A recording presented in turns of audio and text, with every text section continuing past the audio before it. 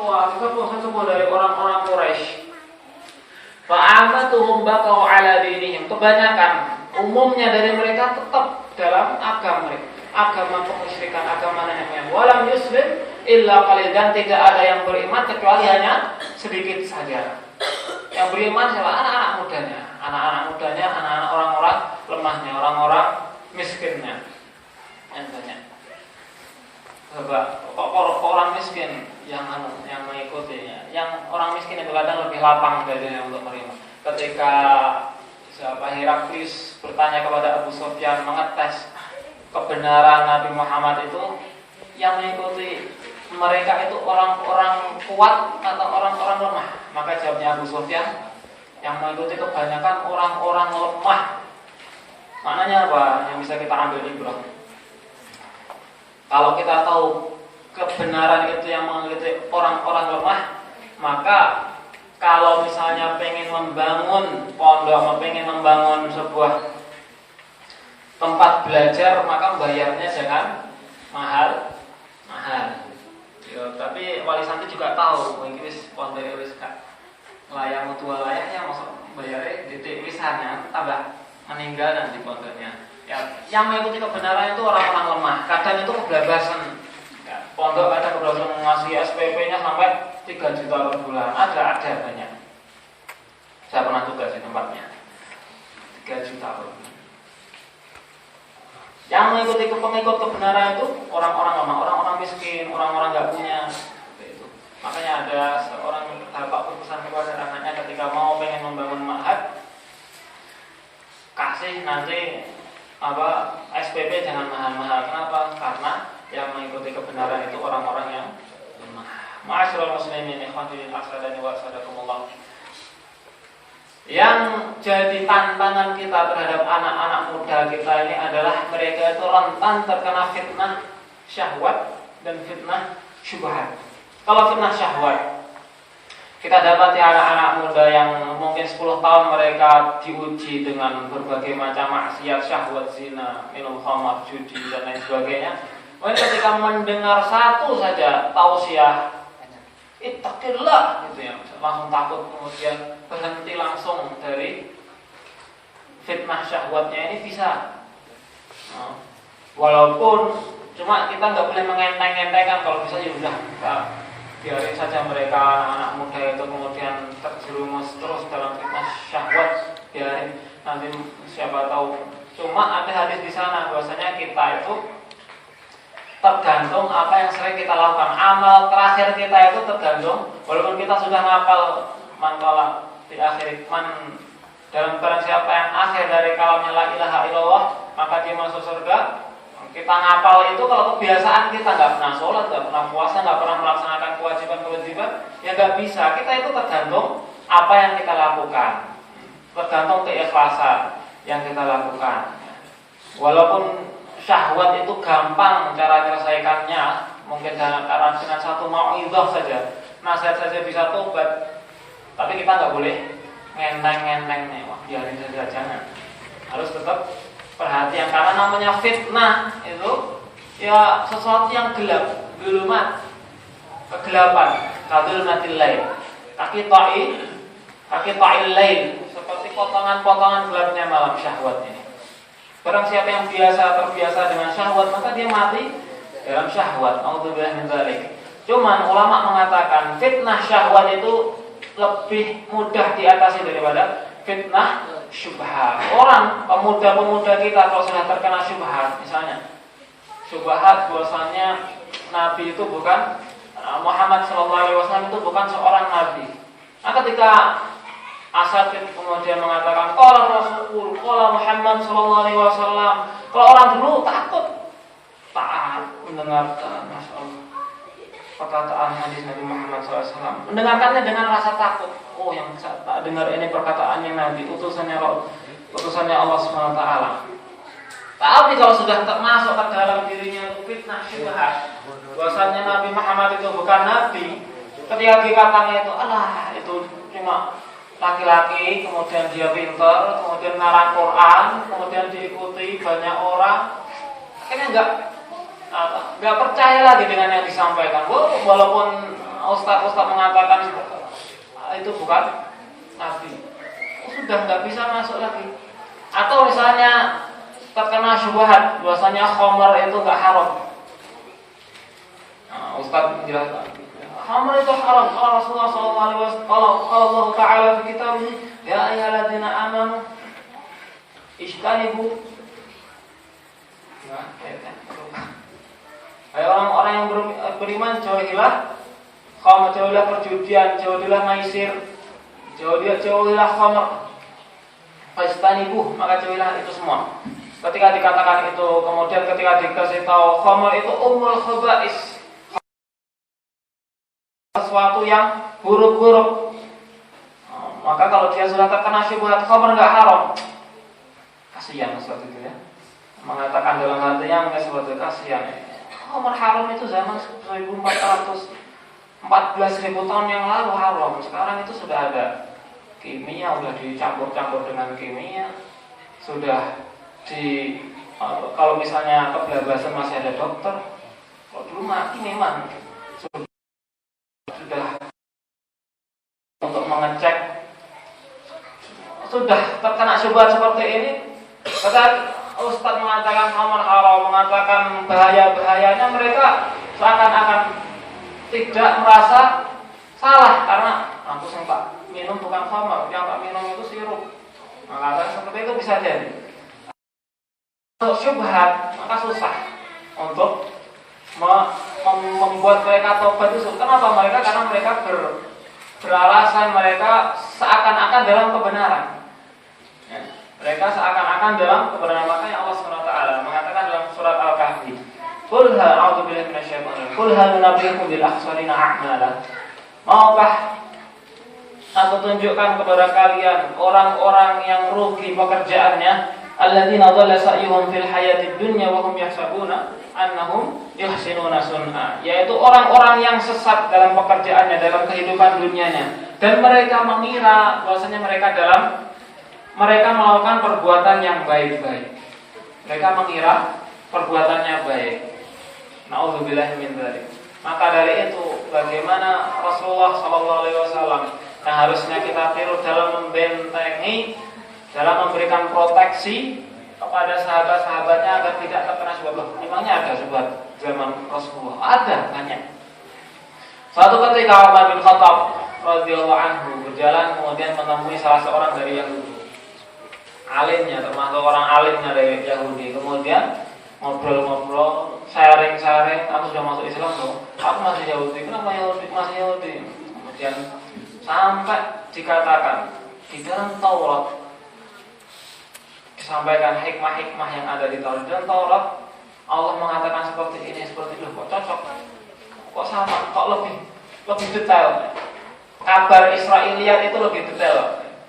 Lebih detail maksudnya apa? Kalau di Al-Quran misalnya cuma disebutkan bahwasanya Ashabul Kahfi, itu di Taurat, di Israiliyat itu disebutkan tempatnya di mana, namanya siapa, kemudian masalah misalnya tongkat yang dibutuhkan kepada Bapar, yang kisahnya Nabi Musa dengan kaumnya Bani Israel itu, yang dipukul bagian mananya itu di Israiliyat ada, jelas gamblang gitu.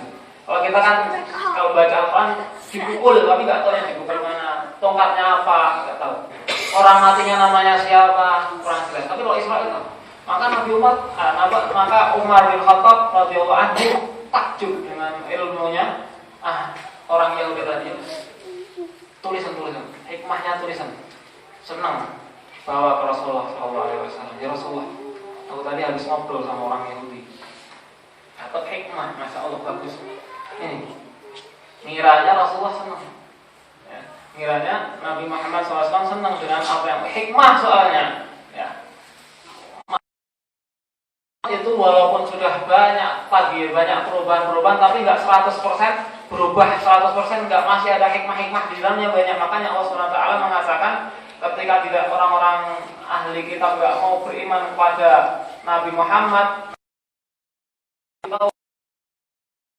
orang-orang Bani Israel, ambil Tauratmu itu, kemudian baca, kalau memang kalian benar maka Muhammad yang menjadi Nabi akhir zamannya, tidak mau beriman. beriman. Maknanya masih banyak kebenaran-kebenaran. Nah, yang dibawa Umar ini salah satunya kebenaran, hikmah. Bahwa Rasulullah, aku dapat hikmah dari mana? Dari Yahudi. Nah, Rasulullah SAW kemudian merah wajah kayak marah. Maka Quran ada. Kok kamu lebih milih Taurat? Aku masih ada di sini. Kenapa nggak tanya aku masalah syariat?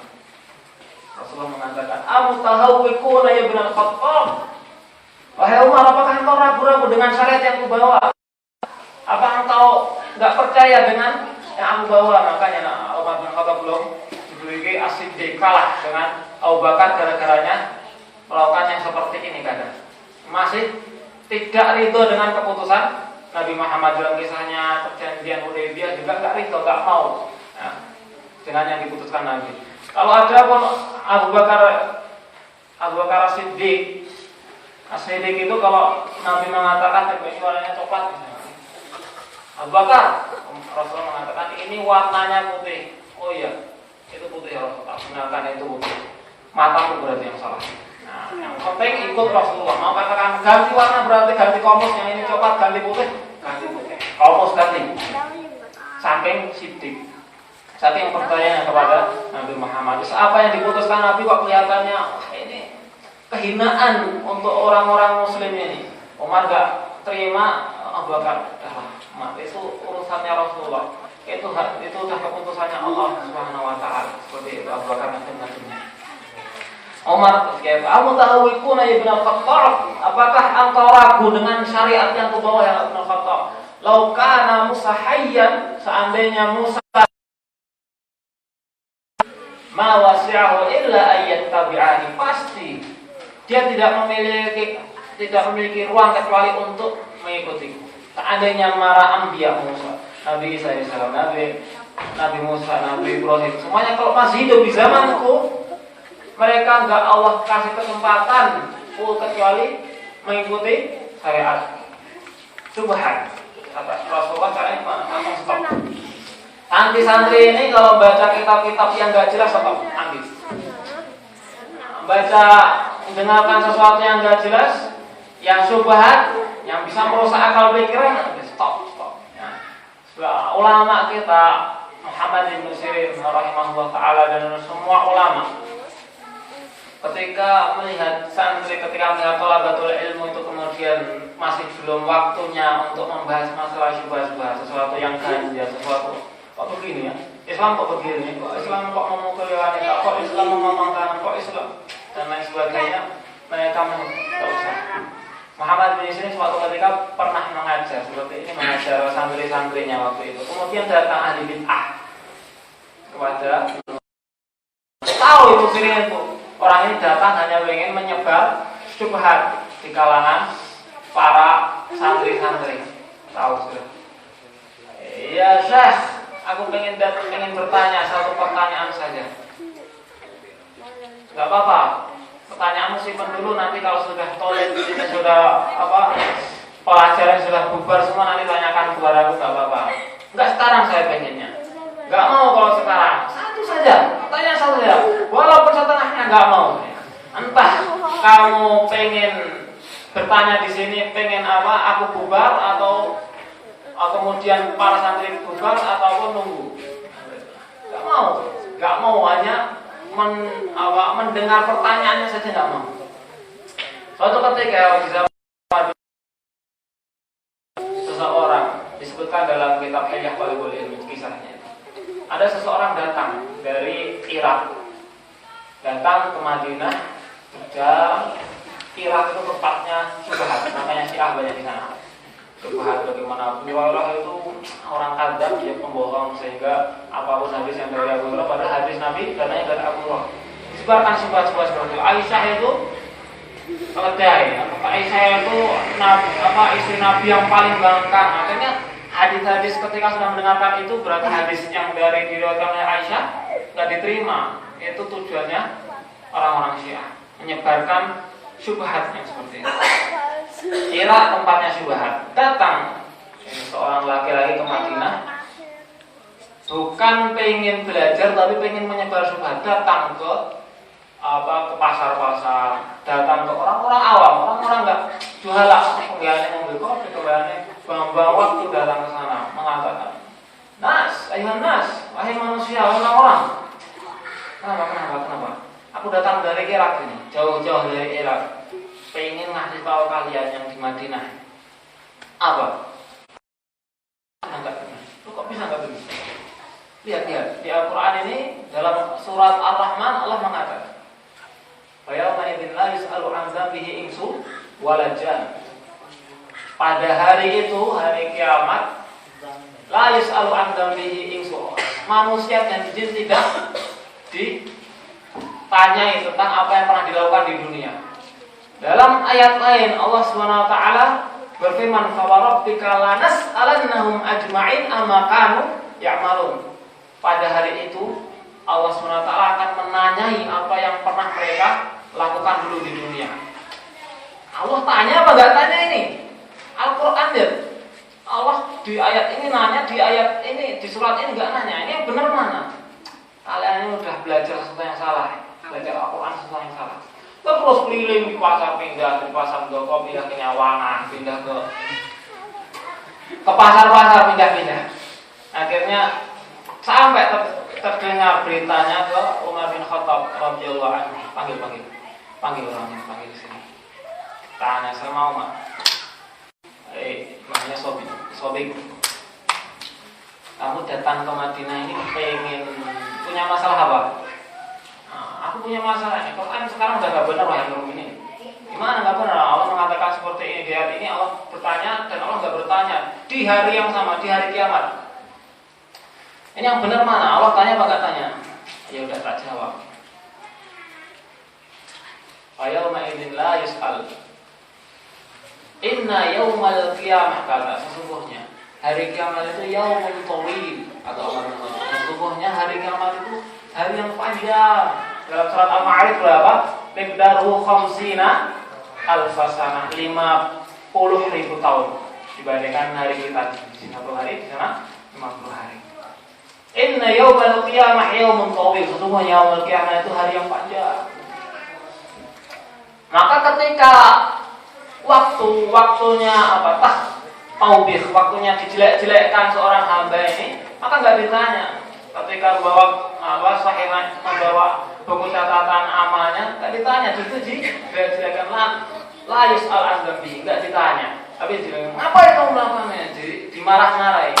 Udah tahu salah, zina itu enggak benar, judi itu haram, kok malah tetap melakukan? Nah, seperti itu enggak ditanya. Tapi di waktu yang lain ditanya. Seperti hadis yang 3 itu seorang dermawan, seorang ahli Quran, mujahid, ditanya oleh Allah SWT di waktu yang lain. Ketika hisab, waktu hisab ditanya, kamu melakukan ini ikhlas apa enggak? Kamu melakukan ini bersedekah ini untuk siapa? Untuk mencari kehormatan apa untuk lillahi ta'ala? Ditanya. Nah, sudah pertanyaan lagi, enggak pertanyaan, syubhat lagi tidak dijawab. Akhirnya ditanya, kamu kesini tujuannya belajar apa cari faedah? Pengen nyebar syubhat apa cari faedah? Cari faedah. Kalau cari faedah, kamu apa enggak datang kepadaku? Abdullah bin Umar ada ulama, Abdullah bin Abbas ada, kok malah datangnya ke pasar-pasar orang-orang jahil, orang-orang awam. Akhirnya suruh jadi dulu suan, ini kesuan, kepui, bukan kepui, jilid, ya, jilid tubuhnya, kulit. Ta'dil namanya, bukan ta'dil, agar orang ini beradab, biar tahu. Panggilkan orang-orang ini, orang penyebar syubhat itu diginikan, dipukuli, dicambui, ya, dipukuli. Sudah.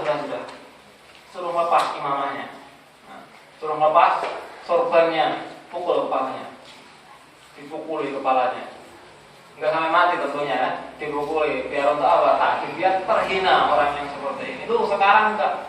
Sekarang hari ini dibikinkan fakultas. Kemarin ada fakultas yang membuka jurusan baru namanya JIN, Jamaah Islam Nusantara. Sudah ada sekarang fakultas. Tidak mau belajar yang disebar syubhat semuanya di sana. Mungkin yang belajar di sana itu nanti keluar lulus adanya pakai gamelan. karena nusantara.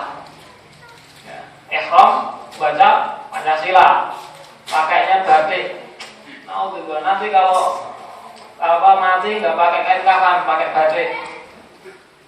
Dan sudah terjadi di Islam Nusantara ini, di mana mencoreng nama baik Indonesia ketika umroh baca Pancasila. Sampai situ enggak, banyak kisah-kisah lagi. Imam Ahmad bin Hanbal rahimahullahu taala ketika ditanya oleh salah satu temannya atau muridnya, ya sudah, kok banyak membantah subhat-subhat, membantah atau masalah-masalah orang-orang bid'ah ini, kok enggak ditulis saja masalah-masalahnya, kan bisa lumayan ya kalau ditulis, bisa menjadi karya seni, bisa dibaca. Kata Imam Ahmad bin Hanbal pada waktu itu, enggak, aku pengen subhat selesai di zamanku. Jangan ada yang mendengar subhat kecuali di zamanku ini, sudah sampai sini saja. Nanti kalau ditulis nanti akan banyak dicetak, kemudian tersebar, kemudian bisa aja dikaji. Oh ternyata hujahnya Imam Ahmad aslinya itu lemah, kan bisa jadi dikaji yang seperti itu. Akhirnya enggak, sudah aku pengen subhat ini selesai di sini, enggak menyebar. Maknanya apa? Ketika kita belum tahu banyak tentang ilmu, kemudian orang dulu kalau pengen mendengar subhat itu harus, kalau nggak kebetulan qadarullah masyarakat, atau nyari ke orang-orang ahli bid'ah. Sekarang nggak, sekarang tinggal kamar, buka Facebook, buka WhatsApp pun sudah subhat banyak sekali tersebar di sana. Nauzubillahi min dzalik. Ikhwan fillah arsyadani wa asadakumullah. Allah SWT itu berfirman mewanti-wanti kepada kita, fatawakkal 'ala Allah. Bertawakallah kalian kepada Allah, innaka 'alal haqqil mubin. Sesungguhnya engkau sudah dalam kebenaran yang nyata. Kapan? Ketika mau berpegang teguh dengan Al-Qur'an dan As-Sunnah. Sudah dalam kebenaran yang nyata. Kalau ada syubhat-syubhat itu sudah enggak usah diurusi.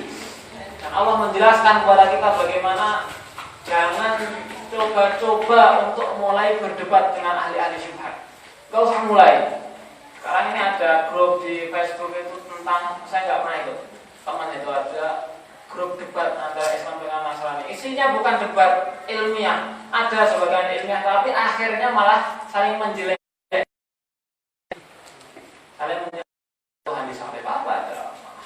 Malah Tuhanmu daripada Tuhanmu. Jadi mengajak Allah SWT.